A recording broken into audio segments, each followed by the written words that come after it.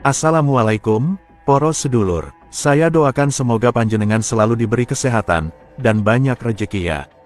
Amin. Suku Tibetan adalah kelompok etnis yang berasal dari wilayah dataran tinggi Tibet, yang mencakup Tibet di Tiongkok, sebagian India, Ladakh, Sikkim, Arunachal Pradesh, Nepal, dan Bhutan. Mereka memiliki budaya, bahasa, dan tradisi yang khas, dengan kehidupan yang banyak dipengaruhi oleh lingkungan pegunungan yang tinggi. Mayoritas memiliki kulit coklat terang hingga sawo matang, dengan wajah yang khas seperti tulang pipi tinggi dan mata yang agak sipit. Tubuh mereka beradaptasi dengan ketinggian tinggi, memiliki kapasitas paru-paru yang lebih besar untuk menangani udara tipis di pegunungan. Mereka berbicara dalam bahasa Tibet, yang termasuk dalam rumpun bahasa Sino-Tibet. Aksara Tibet digunakan dalam tulisan, terutama untuk teks-teks keagamaan dan sastra. Mayoritas menganut Buddhisme Tibet, dengan pemimpin spiritual utamanya adalah Dalai Lama. Beberapa juga menganut kepercayaan asli Bon, yang bercampur dengan unsur Buddhisme. Mereka memiliki festival keagamaan seperti Losar atau Tahun Baru Tibet, dan Sagadawa atau memperingati kelahiran Buddha. Musik dan tarian tradisional Tibet sering digunakan dalam ritual keagamaan. Mereka memakai pakaian tradisional seperti jubah panjang yang terbuat dari wol.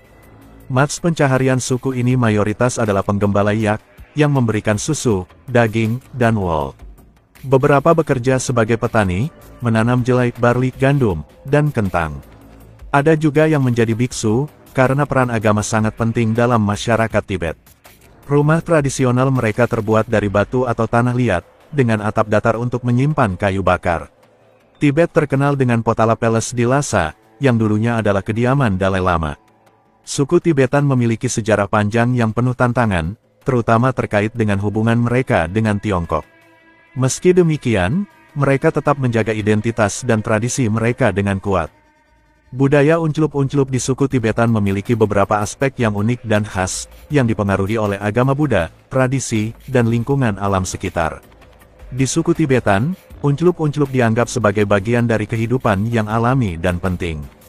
Dalam agama Buddha, unclup-unclup dapat dianggap sebagai cara untuk mencapai kesadaran spiritual dan memahami kebenaran tentang kehidupan.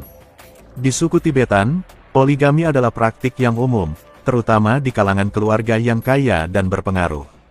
Unclup-unclup sebelum nikah tidak dianggap sebagai tabu di suku Tibetan, tetapi lebih dianggap sebagai bagian dari proses pencarian pasangan, jadi pada suku ini kumpul kebo dibolehkan.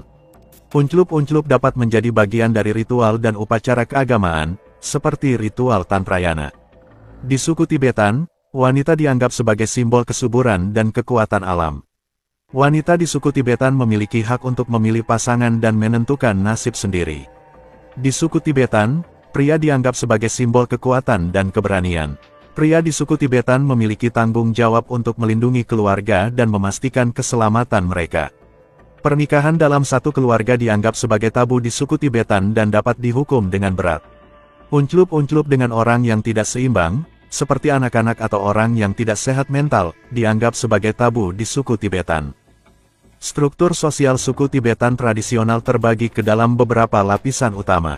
Dalai Lama, pemimpin tertinggi Buddhisme Tibet dan pemimpin spiritual.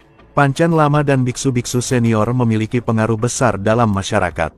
Biara-biara, Gompa, memainkan peran penting dalam pendidikan dan kehidupan sosial.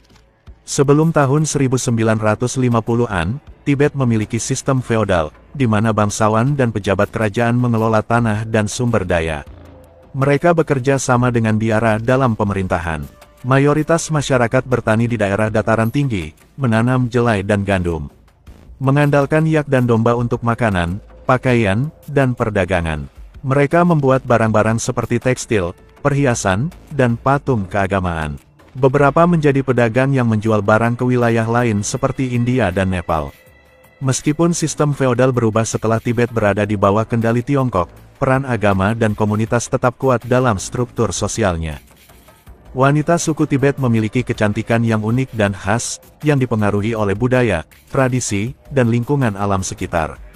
Wanita suku Tibet memiliki fitur fisik yang khas. Wanita suku Tibet memiliki kulit yang cerah dan sehat, yang dipengaruhi oleh udara yang bersih dan lingkungan alam yang sehat. Wanita suku Tibet memiliki mata yang besar dan indah, yang dianggap sebagai simbol kecantikan dan kebijaksanaan. Wanita suku Tibet memiliki rambut yang panjang dan hitam, yang dianggap sebagai simbol kecantikan dan kesuburan.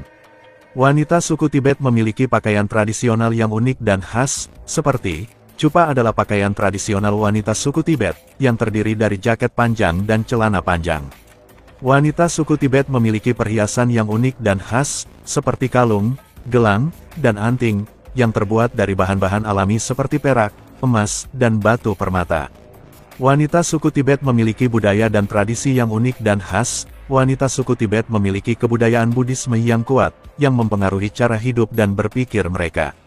Wanita suku Tibet memiliki tradisi musik dan tarian yang unik dan khas, seperti tarian tradisional dan musik instrumental.